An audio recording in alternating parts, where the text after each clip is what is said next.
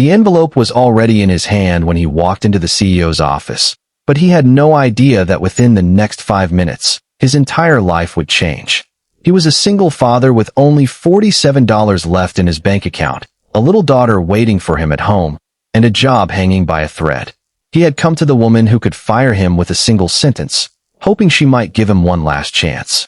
Instead, desperation made him smile nervously and say something he immediately wished he could take back. "Maybe you should kiss me for luck." He expected her to be offended. He expected her to throw him out. But the CEO stepped closer, looked directly into his eyes, and replied with words that left him completely speechless. Before we continue, if you believe everyone deserves a second chance, and that one act of kindness can change a person's entire life, please like this video, share it with someone who needs hope, leave a comment, and subscribe to Bright Acts for more emotional stories about second chances. His name was Caleb Hart, and at 35, he had become an expert at pretending everything was fine. Every morning, he woke before sunrise in a small apartment, prepared breakfast for his 7-year-old daughter Nora, packed her school lunch, and made sure she smiled before he left for work. He never told her when the electricity bill was overdue. He never told her that his car needed repairs. Caleb had lost his wife 4 years earlier after a sudden illness. Since that day, he had been both father and mother to Nora. He learned how to braid hair badly, how to sew a torn school uniform, how to make pancakes shaped like stars, and how to hide his exhaustion behind a smile. His daughter thought he was the strongest man in the world. Caleb was terrified that one day she would discover how often he felt like he was falling apart. His job was the one thing keeping their fragile life standing.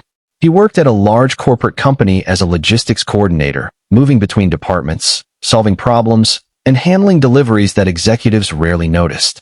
He was never the loudest employee, but whenever something went wrong, Caleb was usually the person who stayed late to fix it. Then came the shipment that nearly destroyed everything. A major client had received thousands of defective products, costing the company millions. The internal report showed that Caleb had approved the shipment. He knew immediately that something was wrong because he had never authorized it. But the digital approval carried his name, and nobody wanted to hear the explanation of a struggling employee. By Friday afternoon, Caleb was told to report to the CEO. Her name was Vivienne Cross, a woman famous throughout the company for being brilliant, demanding, and almost impossible to read. At 38, she had transformed her father's failing business into a multi-million-dollar corporation. Employees respected her, but very few actually knew her. She never talked about her family, never attended office celebrations, and seemed to have built an invisible wall around herself. Caleb entered her office carrying a battered document folder. Beside him sat a small office cart filled with paperwork he had spent the entire night organizing. He looked exhausted, his white shirt slightly wrinkled, but he refused to let fear show on his face. Vivienne glanced at the termination letter on her desk. Caleb's stomach tightened. He explained everything. He showed her shipping records, emails, timestamps, and copies of the original authorization. He told her that someone had altered the digital approval after he had left the office. But when he finished, the room remained silent. Vivienne slowly looked through every document. Then she asked him one question. Why had he worked until nearly 3 in the morning to prove his innocence? Caleb hesitated. Finally, he admitted that he couldn't afford to lose his job. His daughter depended on him. Their rent was already overdue, and if he lost his income, he didn't know where they would go next. For the first time, Vivienne's expression softened. Caleb noticed it, but quickly looked away. He hated admitting how desperate he was. He had spent years convincing himself that he could handle everything alone. Vivienne picked up another document and discovered something important. The timestamps showed that the approval had been changed from another computer several hours after Caleb had gone home. Someone had framed him. Caleb should have felt relieved, but instead, the tension of the past few weeks suddenly overwhelmed him. He rubbed his forehead, gave a nervous laugh, and said that apparently he needed more than evidence to survive the meeting. Then, without thinking, he joked, "Maybe I just need a kiss for luck." Silence. Caleb's face turned red instantly. He stared at the floor and wished he could disappear. He apologized, explaining that it had been a stupid joke and that he was simply exhausted. She stood from behind her desk and walked toward him. Caleb slowly looked up. She stopped only a few feet away and said that he didn't need a kiss for luck. He expected her to continue with a lecture. Instead, she quietly told him, "You need someone to believe you." Caleb froze. His eyes widened. But she wasn't finished. She had noticed something else in his records. Caleb had never taken a paid sick day, rarely requested time off, and had repeatedly worked extra hours without asking for additional compensation. She realized that while everyone else saw him as an ordinary employee, he had been quietly carrying an extraordinary burden. Vivienne offered him a promotion.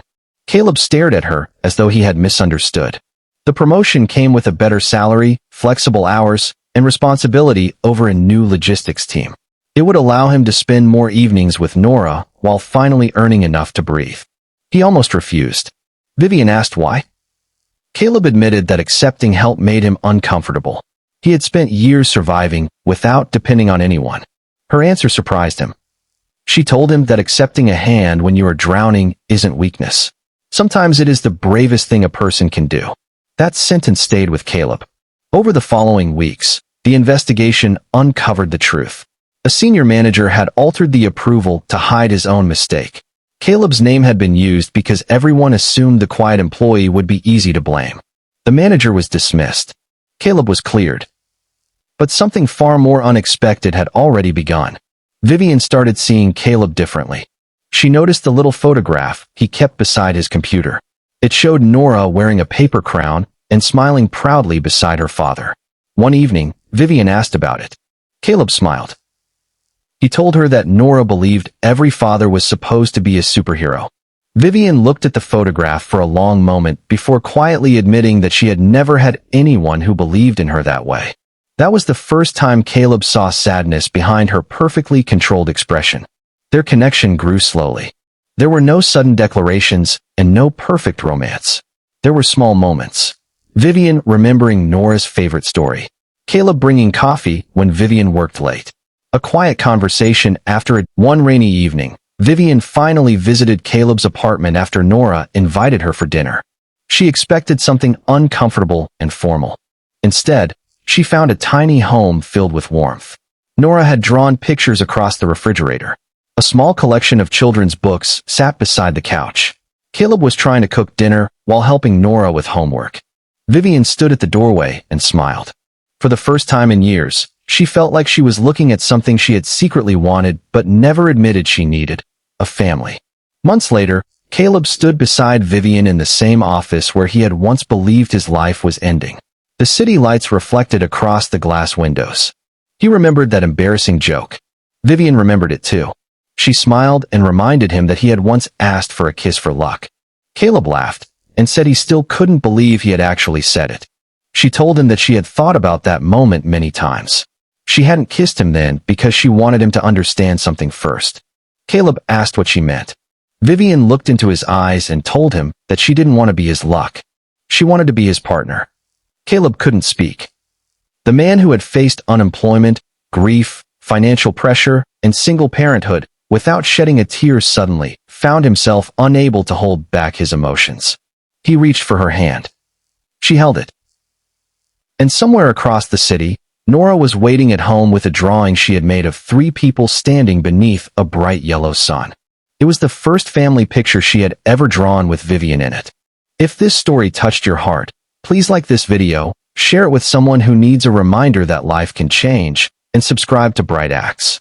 Sometimes your support helps a story of hope reach someone who desperately needs to hear it. Before we finish, comment "second chance" if you believe that one kind person can change the direction of another person's life. Caleb had walked into that office believing he was asking for luck. He walked out with his job, his dignity, a future for his daughter, and something he never expected to find again. Someone who wanted to stand beside him, not because he was perfect, but because she had seen how hard he had fought and decided he should never have to fight alone again. And that was the real answer to his foolish joke. He never needed a kiss for luck.